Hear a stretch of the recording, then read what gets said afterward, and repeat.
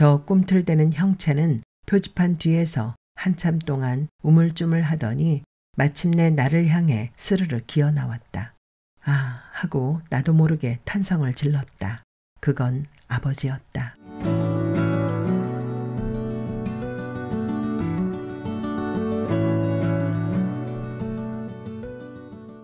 정류장. 박형서. 나는 기억한다. 그건 한때 내가 살았던 세계고 난 그 안에 속했다. 그런데 이젠 거꾸로 내 안에 들어와 표식처럼 새겨져 있다. 때때로 나는 느낀다. 일부는 세월의 발에 흰색에 가까우며 또 일부는 어두워져가는 저녁을 배경으로 총낮은 백열등같이 노르스름하게 빛난다. 어느 우연한 날에 나는 그걸 실제로 보았다. 그리고 겁에 질려 도망치듯 떠났다. 이야기는 30여 년 전 저 외진 산골에서부터 시작된다. 멀리서 내려다보면 아랫마을과 초등학교는 한 쌍의 다정한 부부 같았다. 낮고 넓게 퍼져 차분한 느낌의 마을을 몸집 큰 사내라고 한다면 인부의 배처럼 불룩 튀어나온 운동장을 두 동의 교사가 감싸고 있는 초등학교는 앙증맞은 계집이었다. 둘 사이에 폭이 넓은 개울이 있었다. 평소엔 바닥에 깔린 돌멩이들 사이로 맑은 물이 몇 가닥 흐르는 수준이라 개울이라기보다는 풀밭에 가까웠지만 막상 장마가 시작되면 산에서 쏟아져 나온 흙탕물이 세차게 흘렀다. 그래도 깊이는 허벅지 정도에 지나지 않았기에 아이들은 방과 후 별 생각 없이 개울을 건너 집으로 돌아가곤 했다. 선생들이 나서서 교실에 가둬놓고 어르고 여단치고 단속을 해봤자 소용이 없었다. 감시가 소홀한 틈을 타 몰래 빠져나간 아이들은 조심조심 개울로 걸어 들어갔다. 대부분 건너편까지 무사히 가 닿았지만 발을 헛디뎌 미끄러지거나 거센 물살에 넘어져 버리는 운 나쁜 아이들도 꼭 있었다. 그들은 급류에 휩쓸려 맥없이 떠내려갔고 장마가 끝난 후에야 먼 하류에서 발견되었다. 그러나 여러 이유로 인해 다리는 끝내 놓이지 않았다. 매년 한두 명의 아이들이 집에 가다 죽었고 빈 책상엔 습관처럼 국화가 놓였다. 또 통곡하던 아비들은 이듬해나 이태 후에 새로운 자식을 가짐으로써 가족의 수를 맞추었다. 나는 장마철이든 아니든 개울을 건널 필요가 없었다. 우리 집은 초등학교를 사이에 두고 아랫마을과는 반대쪽 산 중턱에 있기 때문이었다. 오솔길을 따라 숲을 지나면 아버지가 경작하는 널따란 밭이 나왔다. 밭 가장자리에는 곧바로 읍내로 이어지는 좁은 길이 나 있는데 폭이 4-4걸음밖에 되지 않는 그 길만 건너면 바로 우리 집 마당이었다. 방과 후 산 쪽으로 귀가하는 아이는 나 혼자였다. 주위에 아무도 살지 않는 탓이었다. 오래전에는 우리 집 부근에도 다른 가족들이 살았다고 한다. 대대로 집을 세우고 밭을 일구며 자식을 낳았다는 것이다. 그들이 왜 떠났는지 또 어디로 갔는지는 언젠가 아버지에게 들었지만 모두 잊었다. 버려진 집은 힘없이 허물어져 땅에 엎드려 있었다. 보다 오래된 건 날아든 흙모래로 뒤덮여 야트막한 구릉처럼 보이기도 했다. 난 수업이 끝난 후 학교 운동장에서 친구들과 놀았다. 그러다 저녁이 되면 친구들을 개울 너머로 떠나보내고는 뒤돌아 집으로 향했다. 꾸부정하게 한쪽 발을 저는 아버지는 때때로 언덕까지 마중을 나와 기다렸다. 땅거미가 지는 산길을 묵묵히 걷다 보면 저 위에서 헤헤하고 촐랑거리는 아버지의 웃음소리가 들렸다. 이제 오네. 아버지에게는 친구가 아랫마을의 이장뿐이었다. 그는 아버지처럼 몸집이 작고 팔다리가 가느다랬다. 옷도 비슷하게 입는 바람에 멀리서 보면 누가 누군지 구분할 수가 없었다. 아내와 사별하고 내 또래의 아들만 하나 있던 이장은 며칠에 한 번씩 우리 집에 들렸다. 아버지와 함께 밭일을 하고 수확한 콩 따위를 제 집에 들고 가기도 했다. 내게 장난감을 가져다 주거나 바깥 세상 소식을 알려주는 이도 이장이었다. 그런 여러 이유로 이장을 좋아했기 때문에 어느 여름 장마가 끝난 날 학교 운동장에 엎드려 통곡하는 그를 보았을 때 난 몹시 마음이 아팠다. 이장의 아들은 나보다 1살 어렸다. 그 일이 있고 나서 이장은 어스름이 깔리는 저녁이면 학교 운동장을 배회하거나 시소며 그네 철봉을 어루만지곤 했다. 몰래 교실에 들어가 조그만 걸상에 걸터 앉아 궁상 떠는 걸 본 적도 있었다. 그가 남들보다 더 심하게 오랫동안 괴로워한 이유는 새로 아이를 가질 수 없기 때문이었다. 아니 어쩌면 아픔에 반응하는 방식이란 사람마다 다르니 이장은 남들보다 더 자식의 죽음을 고통스럽게 받아들였던 걸 수도 있다. 혹은 나 자신이 너무 슬픈 나머지 그렇게 느꼈을 뿐인지도 모르겠다. 어느 쪽이든 이장과 같은 장소에 있는 것만으로도 그가 겪는 통증의 일부가 내게 진득하니 전해졌다.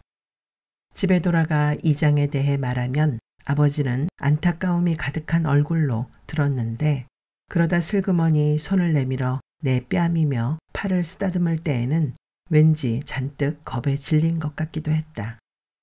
아버지에게 소원이 생긴 건 그 무렵이었다. 집 앞에 버스 정류장이 생기기만 하면 하고 천천히 힘을 주어 말했다. 네가 저 어둑어둑한 산을 탈 필요도 없지. 나야 좋을 수밖에 없었다. 산길을 다니는 게 딱히 싫은 건 아니지만 버스에 올라앉아 산을 빙 돌아 학교까지 간다면 되게 멋져 보일 것이었다. 나는 언제부터 정류장이 생기냐고 조급하게 물었다. 아버지는 자신만만한 표정으로 조금만 기다리라고 말했다. 그래서 다시 얼마만큼 조금만 기다리면 되느냐고 물었더니 조금만, 아주 조금만 하고 달래듯 대답했다. 그 뒤로는 산골짜기나 집 주위에서 들려오는 정체 모를 모든 소리가 어떤 식으로든 버스와 연관되었다. 딱히 정류장의 그 무엇이 나를 끌어들였던 건 아니다. 어디론가 가고 돌아올 수 있는 곳이라면 가령 선착장이나 공항이라도 내게는 똑같은 의미였을 것이다. 밤중에 일어나 뒷간에 다녀오는 그 짧은 순간에조차 나는 살인문 앞 저 어둠의 끝자락에 세워질 버스 정류장을 꿈꾸곤 했다. 버스가 끽 날카로운 소리를 내며 정차하고 그 속에서 또 그 속으로 내가 오르내리는 광경을 상상했다. 봄이 되자 아버지는 며칠에 한 번씩 말쑥한 옷을 차려입고는 읍내를 출입했다. 술 냄새를 풍기며 올 때도 있었고 공책이며 연필을 사들고 올 때도 있었다. 난 마치 그래야 하는 것처럼 생각되어 매번 정류장 소식을 물었다. 그러면 아버지는 잠시 말을 더듬은 후 엄숙한 얼굴을 하고는 조금만, 아주 조금만 하고 말했다. 이어 그날 만난 공무원들을 얼마나 함부로 몰아세웠는지 낱낱이 일러주었다. 일 처리를 제대로 못해 아버지에게 혼찌검이 난 사람들로 말하자면 어느 날은 서기였고 또 어느 날은 사무관이었다. 아버지는 그 말을 하는 중간중간에 헤헤하고 멋쩍은 웃음을 보탰지만 난 아버지가 관청한 마당에서 개처럼 두들겨 맞지나 않을까 걱정되었다. 아버지는 우리 집에 들른 이장에게 또 학교에서 돌아온 내게 어째서 우리 집 앞에 버스 정류장이 들어서야 하는지를 입을 쩝쩝 다셔가며 설명해 주었다. 난 거의 이해하지 못했음에도 불구하고 길의 저 끝 언덕에서 버스가 나타나는 모습을 그리며 고개를 끄덕이곤 했다. 풍경은 내가 버스에 올라타고 어디론가 떠나는 장면으로 이어졌다. 이상한 건 그 상상 속에서 아버지는 단 한 번도 버스에 올라타거나 내리지 않는다는 점이었다. 그저 싱글거리는 얼굴로 정류장 표지판 아래에 서서 내 쪽을 향해 두 손을 흔들기만 했다. 다른 방향으로는 상상이 되지 않았다. 난 틈만 나면 정류장을 입에 올렸고 아버지 역시 장단 맞추듯 다짐을 했다. 우리 사이에서 정류장은 끝없는 돌림노래처럼 반복되었다. 하지만 돌이켜봤을 때 당시 나는 끝내 버스 정류장을 가지지 못할 거라고 짐작하고 있었던 것 같다. 정류장 타령은 어느 날 문득 아버지가 발명한 새로운 놀이일 뿐이었다. 사실상 아랫마을을 지나가는 버스에도 들고 나는 사람은 몇 없었다. 하루에 2번 드나들 때마다 서너새 승객만 삼키고 또 토해내고는 사라졌다. 버스는 큰 도시에서 출발하여 작은 도시들을 지나고 읍내를 거쳐 마지막으로 아랫마을에 들렸다.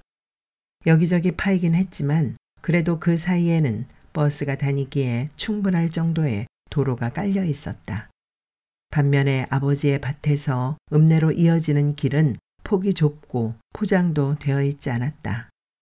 그나마 밭에 이르러 끊겼으니 거기서부터는 온통 울퉁불퉁한 황무지와 수풀이 우거진 언덕이었다.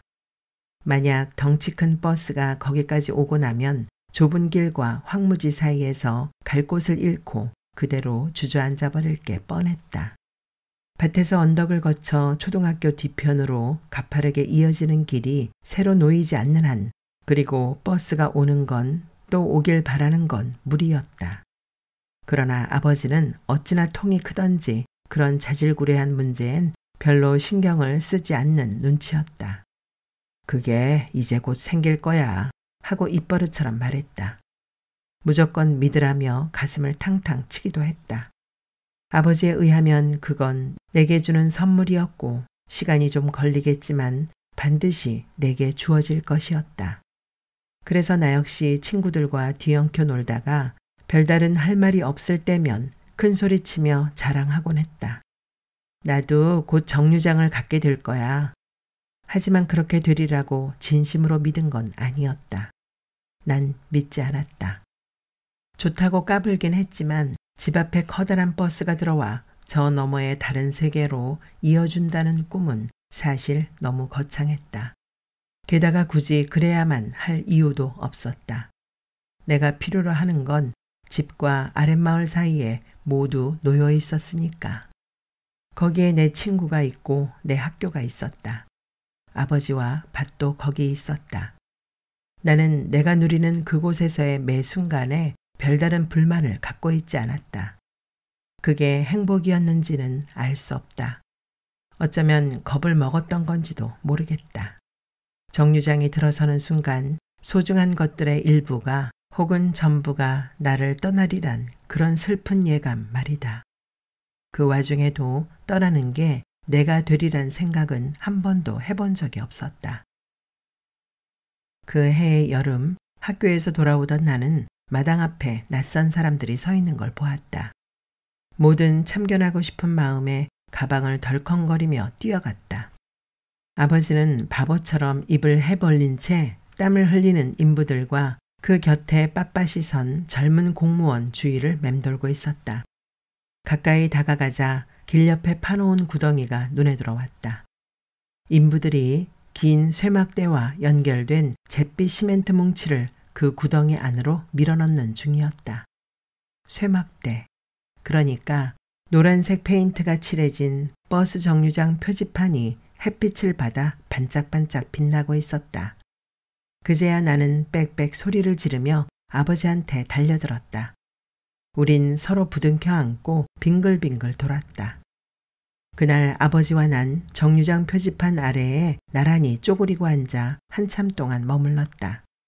고개를 들어 올려다보면 굵은 쇠막대기 위쪽 끝에 달린 동그란 표지판이 눈에 가득 들어왔다. 전체가 탐스러운 노란빛이었으며 표지판 한가운데 정류장이라 적힌 글자만 검은색이었다. 보면 볼수록 그 반듯한 정 자체가 내 가슴에 탕탕 새겨지는 것 같았다. 어스름이 깔리자 우리를 둘러싼 길과 숲, 언덕배기의 경계가 흐릿해졌다. 아버지는 저녁의 청량한 대기 여기저기로 손가락을 찔러 넣으며 버스가 달려오는 풍경을 설명해 주었다. 이미 정류장까지 세워진 후이기에 그 말을 듣고 있자니 당장이라도 커다란 버스가 뒤쪽 언덕길을 돌아 우리 앞에 튀어나올 것만 같았다. 그 후 나는 진짜로 자랑할 일이 생겼다. 방과 후 친구들과 함께 노는 대신 곧바로 집으로 향했다. 어디 가냐고 물으면 아 정류장에 하고 뻐기듯 대꾸했다. 이어 아버지가 내게 정류장을 주기 위해 얼마나 애썼는지 과장해서 떠벌렸다. 공무원들을 모질게 다그친 대목에 이르면 친구들은 입을 해벌린 채 귀를 기울였다. 그럼 나는 더욱 신이 나서 아버지가 정부를 상대로 무슨 엄청난 거래라도 벌인 양 마구 주절거렸다. 반쯤은 멋대로 지어낸 거짓말이었지만 그게 잘못인 줄 몰랐다. 당시 나와 친구들은 열심히 거짓말을 늘어놓는 게 직업이었으니 말이다. 그로 인해 누군가 다칠 수 있다고는 조금도 생각하지 못했다. 산길을 걸어 아버지의 밭에 이르면 우리 정류장이 보였다. 아버지도 거기 있었다. 걸레를 들고는 반짝반짝 빛날 때까지 정류장 표지를 닦았다. 아버지는 키가 몹시 작았기에 위쪽에 달린 동그란 정류장 표지판을 닦으려면 까치발을 하거나 아예 쇠기둥을 타고 올라가 원숭이처럼 매달려야 했다. 남들보다 몇 배나 지칠 법도 하건만 힘든 기색도 없이 하루 종일 그 일을 했다. 가끔 나는 새로 빨아낸 걸레를 들고 가 아버지에게 건네주었다. 그러면 아버지는 전보다 더 얼굴을 쭈그리며 헤헤 하고 웃었다. 해가 질 때쯤이면 표지판을 덮은 노란 광택이 석양의 분홍빛으로 물들었다. 그로부터 일주일인가 지난 어느 날이었다. 언덕을 지나 아버지의 밭에 다다른 나는 믿을 수 없는 광경을 보았다. 마당에 아랫마을 사람들 67이 모여 아버지를 마구 때리고 있는 것이었다. 말리는 사람이라고는 이장뿐이었다. 바닥에 누워 웅크린 아버지는 흙먼지를 잔뜩 뒤집어 쓴 채 주먹이며 발길질이 날아올 때마다 비명을 토해냈다. 그런 와중에도 얼굴을 가린 손가락 틈으로 나를 빤히 바라보고 있었다. 아버지와 눈이 마주치자 내 몸에도 고통이 전해 오는 것 같았다. 나는 가방을 내던지고 뛰어가서는 아버지를 덮고 엎드렸다. 그리고 계속해서 비명을 질렀다. 곧 억센 소나기가 내 팔을 잡아챘다. 아버지를 놓치고 곁으로 나가 떨어졌다. 난 바닥에 엎어진 채 꺼이꺼이 울었다. 그러나 내가 운다고 해서 달라지는 건 하나도 없었다. 눈이 반쯤 뒤집힌 아랫마을 사람들은 개거품이 잡힌 입으로 수몰이니 떼미니 고함을 지르며 주먹을 날렸다. 아버지는 몰아 대꾸도 한 번 못하고 힘없이 두들겨 맞기만 했다. 그때 누군가의 발끝이 맹렬하게 복부로 파고드는 걸 보았다. 순간 아버지의 눈이 휘둥그레지면서 입술 사이로 이상한 쇳소리가 터져나왔다. 사람들이 모두 돌아가고 나자 이장은 아버지를 부축해서 마루에 앉혔다. 아버진 넋이 빠진 얼굴로 멍하니 있었다. 한참 후 이장이 입을 열었다. 그걸 무슨 수로 자네 혼자 결정해. 그 말을 들은 아버지는 고개를 푹 숙였다. 코를 흘리며 훌쩍훌쩍 울기 시작했다. 이장의 말이 이어졌다. 애들 말만 믿고 사람들도 참. 그도 떠난 후 나는 아버지 곁에 바싹 붙어 앉았다. 미리 약속한 건 아니지만 우리의 시선은 조금씩 어둠에 휩싸여가는 정류장에 닿아 있었다. 아버지가 배를 감싸 안고는 끙끙 앓는 소리를 냈다. 난 참지 못해 물었다. 정류장 아버지가 해낸 거지요? 아버지는 잠시 망설이다 미소를 지으며 대답했다. 아, 내가 널 위해서 했지. 그 말을 듣자 안심이 되면서 기분이 한결 나아졌다. 우린 아무 말 없이 그렇게 앉아 있었다. 문득 아버지가 뭉툭한 손가락을 들어 어둠에 물든 밭을 가리켰다. 그리고 조용히 속삭였다. 가방 주워와야지.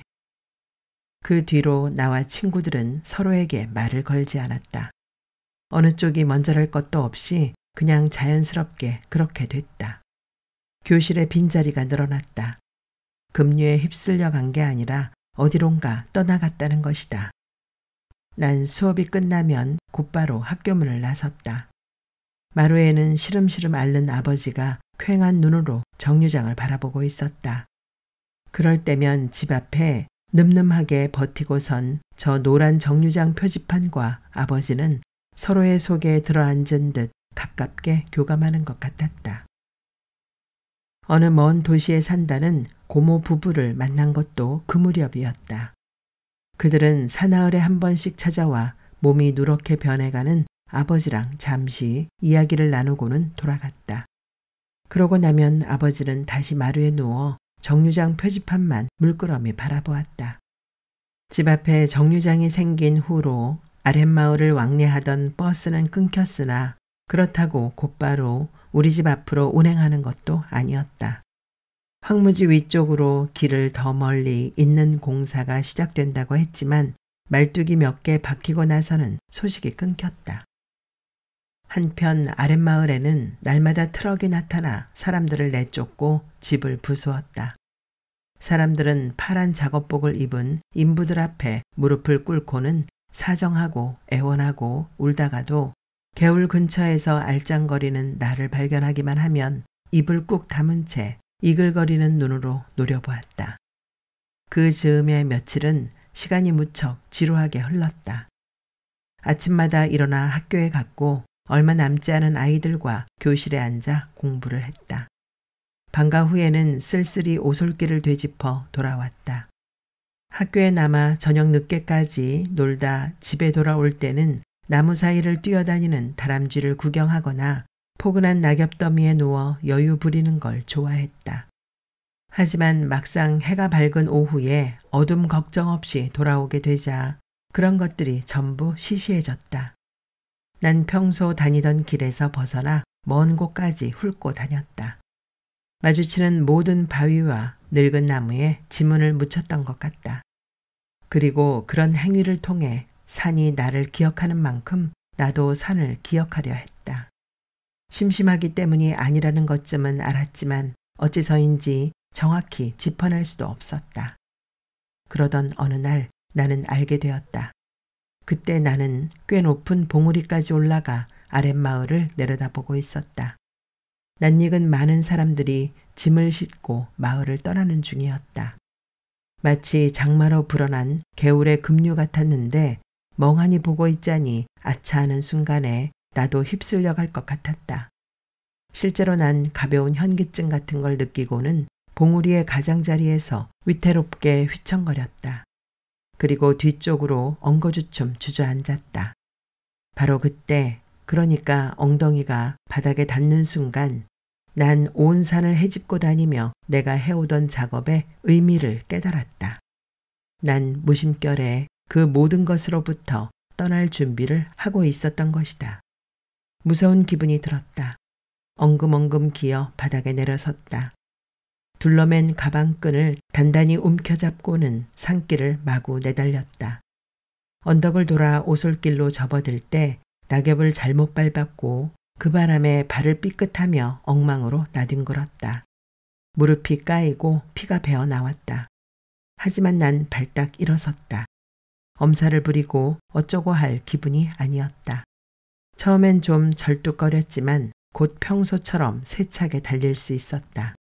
숨이 턱까지 차올랐으나 가슴이 꽉 막히고 저려온 건 그 때문이 아니었다. 그렇게 밭에 이르러 이장이 정류장 표지판 아래 쪼그리고 있는 걸 보았다. 그 바로 앞에 아버지가 어깨로 귀 밑을 받쳐 고개를 위로 하고는 비스듬히 누워 있었다.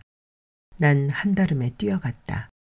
온몸이 누렇게 변한 아버지는 평소보다 훨씬 조그마해 보였다. 아는 척도 하지 않았고 헤헤 웃지도 않았다. 조금 전 내가 왔을 때 하고 이장이 턱없이 잠긴 목소리로 말했다. 네 아버지가 여기까지 기어와서는 숨을 헐떡거리고 있었지. 아버지의 한쪽 눈에는 노란 정류장 표지판이 비쳤고 다른 눈에는 붉게 저물어가는 하늘이 담겨 있었다. 그것들은 망원경을 거꾸로 들여다보았을 때처럼 조그맣게 보였다. 그러다 서서히 희미해져 갔다. 여기 와서는 금방 이렇게 잠이 들었어. 이장이 고개를 설레설레 저었다. 그리고 눈물을 뚝뚝 흘리며 말했다. 어디 멀리 가고 싶었던 모양이야. 아버진 그렇게 죽었다. 해가 완전히 저물기 전에 고모와 고모부가 찾아왔다. 그들은 내 손을 이끌어 언덕 뒤쪽으로 걸어갔다. 난 걸어가며 딱 한 번 뒤돌아보았다. 보이는 건 어둠에 쌓여가는 동그란 버스 정류장 표지뿐이었다. 거기에 대고 인사를 하지 않았으니 난 그곳의 무엇과도 작별하지 못한 셈이다. 새 집은 내가 싫어하는 모든 것들로 이루어져 있었다. 거기엔 커다란 개가 있고 못된 식모가 있었다.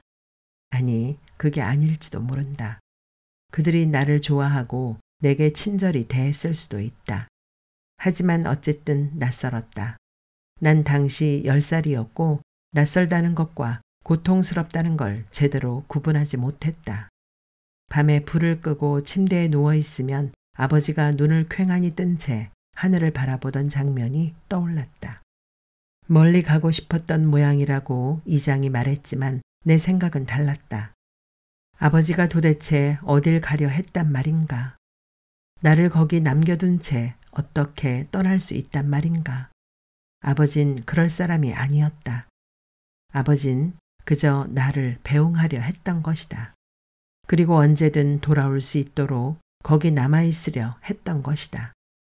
그러니 이처럼 다른 곳에 와 남의 아이가 된 나를 아버지가 어찌 용서해 줄 수 있겠는가? 생각이 거기까지 미치면 얼굴이 뜨거워졌고 저 쓸쓸한 언덕에서 집으로 달려갈 때 그러했듯이 가슴이 막히며 저려왔다. 새로운 일상은 기억의 일부를 지우고 다른 것들로 채워 넣었다. 이를테면 내 집과 아랫마을 사이를 잇는 무성한 초목은 잘 다듬어진 마천루로 바뀌었다. 운동장에서 울려 퍼지던 아비들의 울음소리는 도시의 온갖 소음으로 바뀌었다. 그러면서 난 끝내 놓이지 않은 다리와 비오는 날 학교 뒤편에서 들리던 급류의 아우성을 잊었다.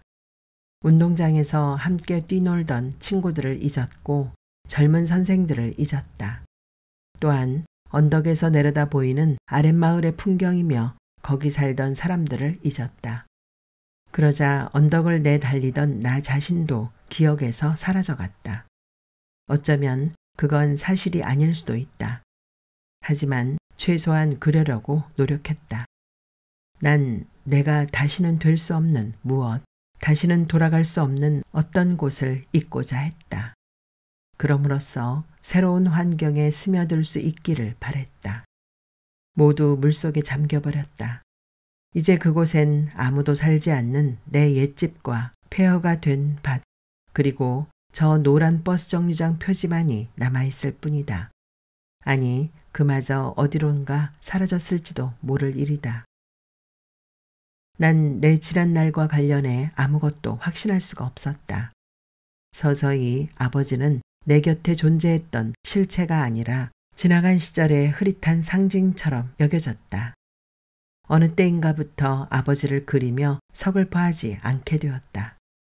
그걸 깨달은 날에는 스스로 어른이 된 것 같아 자랑스럽기까지 했다. 고향을 떠나온 후로 내 삶은 마치 잘 닦인 도로를 주행하는 것 같았다. 난 고등학교라는 이름의 정류장을 거쳐 대학으로 이동했다. 그 다음은 입대였고 제대를 지나 복학에 가 닿았다. 그러면서 정류장은 결코 홀로 서 있지 않으며 언제나 자신과 연결된 다른 정류장으로 인해 존재한다는 사실을 배웠다. 세상엔 실로 무수한 정류장이 있었다. 머물렀던 모든 정류장의 흔적이 내 삶의 여권에 남았지만 각각의 세세한 인상까지 기억하는 건 아니었다. 난 졸업이라는 이름의 정류장에서 한 여자와 연애를 시작했다. 처음이라 몹시 서툴렀던 것 같다. 하루는 술에 엉망으로 취해 내 어린 시절과 친아버지에 대한 이야기를 늘어놓기도 했다. 그럼으로써 내가 어디에서 와 어디로 가는지 그녀가 알아주길 바랬다. 하지만 멍청한 취기에서 깨어나자마자 내가 보였던 저 감상적인 태도에 환멸을 느꼈다. 더불어 그녀가 내게 건네는 따뜻한 말투며 은은한 눈빛까지 죄다 부담스러워졌다. 졸업한 후 아무 어려움 없이 직장을 구했다. 간절히 원하던 직업은 아니었지만 따지고 보면 별반 다를 것도 없었다. 하루하루가 무척 바빴기 때문에 코앞에 닥친 일 외에는 생각할 시간이 부족했다. 뺨을 스치고 지나가는 주변의 풍경처럼 많은 것들이 그 가치를 제대로 가늠해 볼 새도 없이 잊혀지거나 제 스스로 떠나갔다. 그러고 보니 망각과 이별은 그다지 힘든 일이 아니었다. 난 적당한 핑계를 대고 애인과 헤어졌다. 그리고 저 삐뚤빼뚤한 오솔길이며 야트막한 언덕, 버스 정류장 따위가 강둑처럼 뒤엉킨 내 과거에 대해 전혀 알지 못하는 여자를 만나 결혼했다. 난 내 속도를 남들과 비교하지 않았다. 때문에 그게 정상적인 건지 어떤지 알지 못했다. 정류장이 보이면 잠시 멈추었다가 그곳에서의 날이 다했거나 다했다고 느껴지면 망설임 없이 출발했다. 그게 바로 내가 한 일이었다. 다음 정류장은 뭐지? 나는 매일같이 나 자신에게 물었다. 무언가 생각이 나면 곧바로 거기에 덤벼들었고 생각이 나지 않으면 지어내서라도 덤벼들었다. 그러는 동안 내 안에 무언가가 조금씩 엷어져감을 대신 다른 것들이 그 빈 자리로 속속 밀려오고 있음을 느꼈다. 그건 조금 쓸쓸한 일이긴 했다. 그러다 어느 날 문득 되돌아보니 난 내 어린 시절과는 아예 무관한 인간이 되어 있었다. 적어도 난 그렇게 믿었다. 토요일 오후였다. 아내와 5살이 된 아이를 뒷좌석에 앉히고 드라이브를 나섰다. 아내는 내가 영원히 이해하지 못할 어떤 이유 때문에 심술이 나 있었으며 아이는 쉴 새 없이 투정을 부렸다. 처음부터 우리가 행복하고 단란한 드라이브를 즐길 것이라 믿은 건 아니었다. 난 그저 내 시간을 조금 쪼개 가족에게 봉사할 작정이었다. 하지만 그조차 너무 순진한 생각이었다. 내가 쪼개야 할 건 시간뿐이 아니었던 것이다. 집을 출발한 지 채 1시간도 못 되어 신경이 곤두서고 두통에 일었으며 속이 부글부글 끓기 시작했다. 당장이라도 되돌아가 아내와 아이를 집에 던져놓고는 회사에 출근하고 싶을 정도였다. 내가 전날 밤에 지도를 보며 세운 계획은 시내 외곽의 한적한 도로를 달린 후 야외 미술관에 들렸다가 교회의 향토 음식점에서 저녁을 먹고 돌아오는 코스였다. 난 시내를 빠져나가며 그 계획을 밝혔다. 충분히 예상했던 일이지만 아내와 아이는 내 말이 채 끝나기도 전에 비명을 질러대며 반대했다. 아내는 들꽃을 볼 수 있는 보다 먼 곳을 원했다. 아이는 신나고 도회적인 곳을 원했다. 아내는 사람들이 북적대는 곳에는 가지 않겠다고 징징댔고 아이는 저녁을 오로지 시내의 패밀리 레스토랑에서만 먹겠다고 기염을 토했다. 난 미친 척했다. 순순히 고개를 끄덕인 것이다. 그리고 모든 요구를 충족시켜줄 만한 코스를 새로 짜겠다고 약속했다. 문제는 그날이 토요일의 오후였다는 점이다. 외곽도로 진입로에 나들이 차량이 답답하게 늘어서 있었다. 결국 나는 차를 돌려 2시간 거리에 있다는 사력댐으로 향했다. 가는 길도 모르고 그 댐에 대해서도 몰랐지만 별다른 방법이 없었다. 다행히 아이는 댐으로 가는 도중에 만난 자그마한 폭포에 기뻐했다. 아내 역시 등산로에 흐드러지게 핀 들꽃을 사진에 담느라 상기된 얼굴로 이리저리 뛰어다녔다. 우린 그곳에 있는 작은 음식점에서 점심을 먹고 폭포에 발을 담그며 잠시 쉬다 다시 댐으로 향했다. 나들이가 본격적으로 망가지기 시작한 게 저 개떡 같은 댐에 도착하고부터였는지 거기서 곧장 집으로 돌아오기 위해 한적한 샛길로 빠지는 모험을 감행하면서부터였는지 아니면 아내가 주말 드라마 얘기를 꺼내면서부터였는지 난 알지 못했다. 아무튼 시내로 들어가는 큰 길이 나오는 대신 자꾸만 가로등도 없는 산길로 접어들자 아내는 심하게 비아냥거렸다. 그러지 말았어야 했지만 내가 예민하게 받아들이곤 뭘 대꾸를 하는 바람에 꽤 심각한 말싸움으로 번졌다. 아내와 나는 서로에게 고함을 질러댔다. 아이는 울부짖기 시작했고 급기야는 멀미라도 할 것처럼 엄살을 부렸다. 그러다 둘이 부둥켜 안고 뒷좌석에 아무렇게 누워 잠이 들었다. 난 간신히 심사를 가라앉히고는 적당한 곳에서 차를 돌렸다. 산길은 조용했다. 사실 크게 걱정하진 않았다. 어차피 길은 다른 길로 이어지니 계속해서 달리다 보면 우린 처음 있던 곳으로 돌아가게 된다. 왜 아니겠는가? 최소한 댐으로 돌아가면 거기서 시내까지는 쉽게 가리라 생각했다. 그렇지 않은가? 사실은 아니었다. 길은 생각처럼 만만하지 않았다. 내 소박한 희망은 우리가 헤매고 있는 곳이 댐보다 훨씬 위쪽이라는 사실을 알았을 때 깨졌다. 난 차를 잠시 멈추고 지도를 들여다보았다. 전혀 도움이 되지 않았다. 나는 지도를 조수석에 던져놓고는 얼렁뚱땅 직감에 의존해 달렸다. 날이 조금씩 저물고 있었다. 백미러로 뒷좌석을 훔쳐보았더니 내 인생의 두 골칫덩어리가 공간에 맞춰 사지를 이리저리 구부린 참담한 자세로 자고 있었다. 또다시 차를 돌렸다. 그리고 강의 하류, 즉 댐이 있으리라고 생각되는 방향으로 무작정 차를 몰았다. 주위에는 지나는 차가 드물었다. 잔광에 드러난 풍경이 빠르게 뒤로 흘러갔다. 아차 하고 깜짝 놀라 오일 게이지를 확인했지만 충분했다. 왜 갑자기 연료 걱정을 하면서 놀랐는지 알 수가 없었다. 기분을 좀 바꿔보려고 카 오디오로 손을 뻗다가 멈칫했다. 맙소사, 무슨 생각을 한 거야? 백미러를 통해 뒷좌석에서 곤히 잠든 아내와 아이를 보았다. 음악을 틀어댔다면 순식간에 난리가 났을 것이다. 뒤통수를 후되게 얻어맞았을지도 모른다. 도로는 좁았으나 아스팔트로 말끔히 포장되어 있었다. 검은 구름 위를 지나가는 듯한 기분이었다. 문득 회사에서 진행 중인 프로젝트가 생각났다. 생산성 낮은 프로세스지만 다들 발뺌하는 바람에 내가 떠맡을 수밖에 없었다. 그 일을 떠올리니 새삼스럽게 짜증이 밀려왔다. 차는 꼬불꼬불한 산길을 천천히 달려나갔다. 나는 다시 오일 게이지를 확인했다. 여전히 충분했다. 방금 전보다 기껏해야 2, 3km 더 달렸을 뿐이다. 전혀 문제가 없었다. 그렇지만 확실히 불길한 예감이 들었다. 뭔가 잘못되어 가고 있었다. 그러다 커다란 호수가 눈앞에 드러나자 마침내 내가 저항하고 있던 상대가 누구인지 깨닫고는 당황하기 시작했다.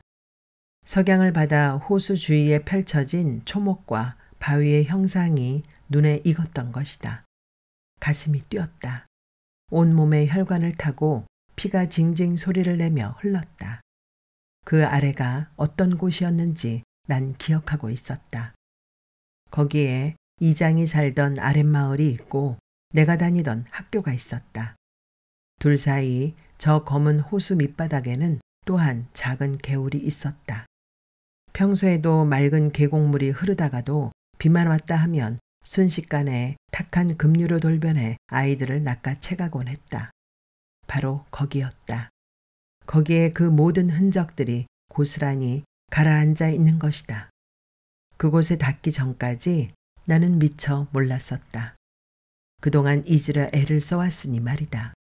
난 내가 잊었고 이제 그것들과 나는 서로 아무런 관계도 없다고 믿었다. 그런데 그게 아니었다. 난 멈추고 싶었다. 내가 만난 저 사소한 기억의 쪼가리는 곧 자기와 연결된 무수한 기억들을 차례차례 불러낼 것이다. 그렇게 떼거리로 되살아난 기억들은 원하건 원하지 않건 나를 점점 감상적으로 만들고 슬프게 할 것이다. 그렇게 되고 싶지 않았다. 난 그저 가족과 함께 주말 나들이를 왔을 뿐이다. 돌아가고 싶었다. 그러나 좁은 도로의 한쪽은 낙석 방지 철책이 늘어서 있고 다른 한쪽은 깎아지른 듯한 낭떠러지였다. 마술이라도 부리지 않고서는 도저히 차를 돌릴 수가 없었다. 별 수 없이 이리저리 꼬부라진 길을 따라 계속해서 달릴 때 차창 밖으로는 어둠에 잠겨가는 호수가 언뜻 드러났다. 그 깊고 시커먼 호수의 밑바닥에는 내가 사용하던 책상이며 걸상이 고스란히 묻혀 있을 것이다. 개울이 졸졸 흐르던 소리도 기포처럼 잠들어 있을 것이다. 그 위로 물고기며 수초가 어지러이 춤을 출 것이며 자식 잃은 아비들의 비통한 울음은 수면 위를 부유할 것이다. 생각하지 않으려 했지만 소용없었다. 왜냐하면 그건 한때 내가 살았던 세계고 난 그 안에 속해 있었기 때문이다. 내가 어찌한다고 해서 변할 수 있는 게 아니었다. 언덕을 하나씩 넘을 때마다 올라가는 경사가 점점 가팔라졌다. 익숙한 모양의 바위들이 내가 달리는 길에 도처에 숨어 있다가 불쑥불쑥 덤벼들었다. 오래된 나뭇가지들은 환영으로 나뭇잎을 늘어놓아 미풍에도 함부로 흔들렸다. 그 부드러운 석양이 흐트러지고 명멸하는 속에서 난 앞을 향해 똑바로 나가는 게 아니라 지난 시간 속으로 기우뚱하게 빠져드는 듯한 착각에 휩싸였다. 그러다 모래가 많은 도로 위에서 조용히 차를 세웠다. 바로 눈앞에 낯익은 물체가 서 있었다. 은은한 광택을 품은 노란색 페인트는 햇빛에 발해 흰색에 가까워 보였고 도로 반대쪽으로 약간 기울어 있는 듯 했다. 30년이란 세월이 그렇게 만들어 놓은 것이다. 그럼에도 불구하고 내가 이곳을 떠나던 날 딱 한 번 뒤돌아 봤을 때에 그 쓸쓸한 인상을 괴이할 정도로 고스란히 간직하고 있었다. 그걸 아름답다고 표현해도 될지 모르겠다. 어쨌든 막상 제자리에 꿋꿋이 서 있는 정류장 표지판을 대하고 나니 방금 전까지 안절부절 못하던 마음은 어디론가 사라지고 뜻밖의 편안한 기분이 들면서 일종의 안도감마저 들었다. 그건 내가 이곳에서 보낸 시절의 유일한 알리바이였다. 산 그늘에서 살짝 벗어난 집은 온통 허물어진 채 흙모래를 뒤집어써 야트막한 구릉이 되었고 맞은편 아버지의 밭에도 멋대로 자란 잡초가 발 디딜 틈 없이 무성한데 그 중간에 오뚝 솟은 정류장 표지만은 이처럼 내가 떠나던 날의 모습을 지키고 있는 것이다. 난 눈을 가느다랗게 뜨고 내 앞에 놓인 걸 응시했다. 그리고 나와 깊이 연관된 시간과 사연들이 정류장을 배경으로 눈송이처럼 가볍게 떠다니는 걸 보았다. 내 마음은 무기력하거나 혹은 몽롱했다. 문득 둥그런 표지판의 뒤쪽에서 기묘한 움직임을 느꼈다. 테두리로 살짝살짝 모습을 드러내는 그것은 촉낮은 백열등같이 노르스름하게 빛났다. 이미 사위는 산 중턱의 적막과 초저녁의 붉은 어둠으로 물들고 난 후였다. 지나다니는 차는 한 대도 없었다. 두렵거나 혹은 불안했지만 난 핸들에 손을 얹고 유심히 지켜보았다. 저 꿈틀대는 형체는 표지판 뒤에서 한참 동안 우물쭈물 하더니 마침내 나를 향해 구렁이처럼 스르르 기어 나왔다. 아 하고 나도 모르게 탄성을 질렀다. 그건 아버지였다. 내 조그만 아버지가 표지판 기둥에 찰싹 달라붙어서는 걸레로 열심히 닦고 있는 것이다. 허리가 결린 지 한쪽 팔을 뒤로 돌려 등을 토닥토닥 두드리기도 하고 고개를 갸우뚱하며 귓가에 흘러내린 땀을 어깨로 훔치기도 했다. 가끔씩 나를 빤히 바라보며 헤헤 웃기도 했다. 뭐가 그리 좋은지 잔뜩 신이 난 얼굴이었다. 노르스름하게 빛이 나는 데다 반쯤 투명해 보이는 아버지에 비해 손에 쥐인 걸레는 때에 절어 시커멓게 더러워진 상태였다. 트렁크에 깨끗한 걸레가 몇 장 들어있는 걸 기억해냈다. 그걸 가져다 주면 기뻐하실 것이다. 난 그 생각을 단번에 했다. 그게 아들의 도리니 그렇게 함으로써 난 다시 아버지의 아들이 되는 것이다. 게다가 그건 너무나 쉽고 간단한 일이었다. 엔진을 끈다. 문을 열고 나간다. 트렁크를 연다. 깨끗한 걸레를 꺼내어 아버지께 갖다 드린다. 그뿐이었다. 난 부푼 가슴으로 아버지에게 다가갈 보폭을 가늠하면서 백미러를 보았다. 거기 거울에 비친 뒷좌석에는 내 아내와 아이가 있었다. 잠시 그들의 존재를 깜빡 잊고 있었던 것이다. 죽어라 짜증을 내며 잠들었지만 나란히 포개져 있는 그 모습은 고요하고 평화로워 보였다. 난 다시 아버지를 보았다. 헤헤 웃으며 부지런히 정류장 표지를 닦고 있는 누런 아버지의 유령을 보았다. 그리고 다시 백미러를 통해 가족을 보았다. 난 머리를 고정한 채 눈만 움직여 아버지와 가족을 몇 번이고 번갈아가며 보았다. 그러던 어느 순간 돌연 소름이 쫙 돋으며 등줄기를 타고 검은 의심이 모락모락 피어올랐다. 아버지는 이토록 오랜 시간 동안 저기서 뭘 하고 있었던 거지? 저 빌어먹을 유령은 내게 도대체 뭘 원한단 말인가? 나도 모르게 힘껏 가속기를 밟았다. 내 가족을 태운 차는 튕기듯 그곳을 떠났다. 희미한 윤곽으로 남은 정류장을 지나칠 때 아이가 투정 섞인 신음소리를 내고는 다시 잠이 들었다. 언덕을 돌아 나서자 도로는 조금씩 넓어졌다. 30여 년 전 고모의 손에 잡혀 떠나던 그 길이었다. 어둠이 내 떠나온 길을 꾸역꾸역 잡아먹고 있었다. 멀리 깜빡이는 댐의 불빛을 향해 달려가며 나는 내내 한숨을 쉬었다. 떠나지 않을 수 있었다면 맹세코 그렇게 했을 것이다. 하지만 그럴 수가 없었다. 가슴 한구석에는 저 낡은 정류장의 잔상이 악착같이 들러붙어 있었다. 그건 이미 오래전부터 내 영혼 깊숙이 새겨져 있던 어떤 표식어였다. 달리는 정면을 응시한 채로 내가 아버지한테 꼭 그래야만 했는지, 이처럼 작별도 없이 떠나야 했는지 몇 번이고 자문해 보았다. 그러나 대답은 언제나 똑같았다. 아버지는 나를 용서해 줄 것이다.